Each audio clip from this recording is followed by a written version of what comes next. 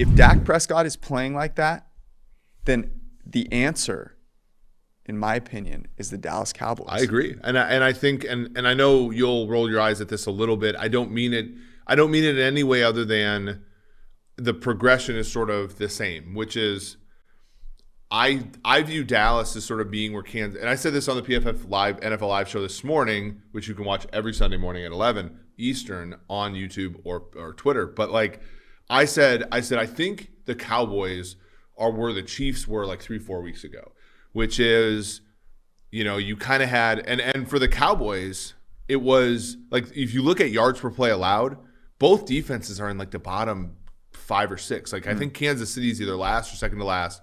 And Dallas for a long time was in that range too. They might have improved. I hadn't looked since a week or so ago. And Dallas was dealing with injuries to guys like Lawrence and Gregory. And, they cut Jalen Smith. Like there was a lot of like transitionary times there, much like the Chiefs. And then once they got healthy and turned around, the defense started to fortify and play well. And the one sort of thing that was holding them back was their quarterback, who is making the $45 million a year, who is an elite player.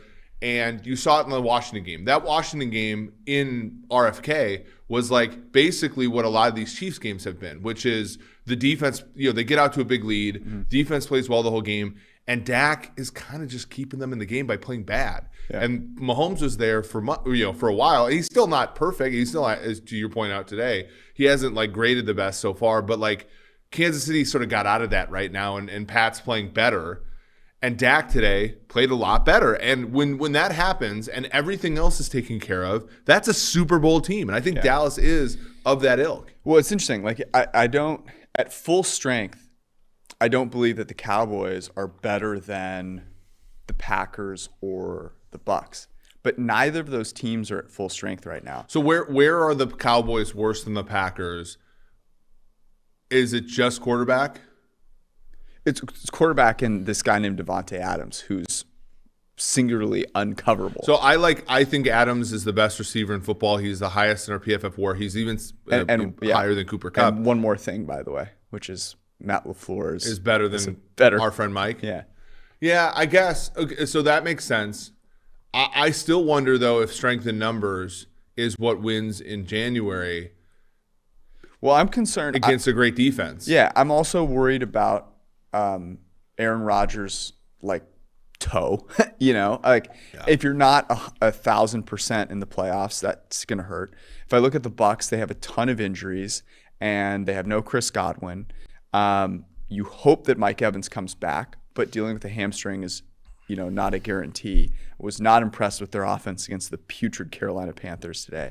So I think that's why right now you look at the Dallas Cowboys and you say, wow, if this is how Dak Prescott can play, then this team right now is the most scary. Because I think, look, I agree with you that Adams is better than any wide receiver on Dallas. Mm-hmm. I think Dallas's receiving core is better than Green Bay's. Yeah. For one, if you add in tight end, like I think Schultz is obviously Packers got an injured tight end out for the season in Tanyan, and then St. Brown, MVS, they're all kind of they have their moments, but they're inconsistent. Whereas like Gallup, if the Packers had Michael Gallup, like their offense would be unstoppable, right? Like if the Pack, and he's the 3 for Dallas, then you throw in Cedric Wilson. Something called Malik Turner today was balling out. Malik Turner would be the second wide receiver on the Packers. Like, and so there's that. There's also just like a lot of the statements made by Packer fans who are great. I mean, they have a point, but like we're getting so-and-so back. Mm-hmm. David Bakhtiari has been a week away from coming back for 2 months. For a while. Yeah, and it was the same thing with Mitchell Schwartz last year with the Chiefs. It's like, Mitchell will be back by the playoffs. And it's like, no. Okay. At some point. So let's say it's Green Bay in Lambeau. This is where I think this is where it's tough, right? So if it's in Lambeau and it's 30 degrees and frozen tundra, what's the spread? Yeah, I think Green Bay's favored by 3.5. 3.5, you give them the hook? They were favored by 3 against Tampa.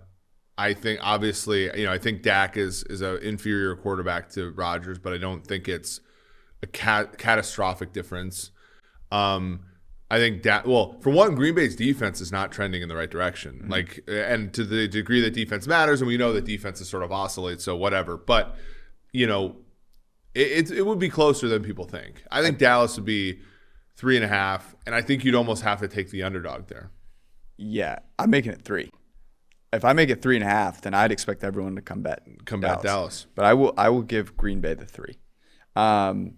What about Tampa Bay? So that would 3. mean right now that'd be in Dallas. 3. So I guess like we can't look back at week 1 because there were thoughts about Dak's arm and all that kind of stuff. There's a lot of differences. And there was a lot of differences. But like Tampa against Dallas on a neutral is probably Tampa minus 1.5, 2. Yeah, maybe. I don't even know. And the thing, my issue is like everybody comes at and says, oh, the Bucs are banged up and blah, blah, blah. Like I remember Tom Brady going into Arrowhead with Philip Dorsett and like Rex Burkhead and shit like that. And like I'm not that concerned that they don't have Leonard Fournette. The key for the Bucs is if they have Antonio Brown, as crazy as this is, Antonio Brown is a complete he's out there. But he's still really freaking good. And I mean, he is out there both on the field and like also out there. Yeah.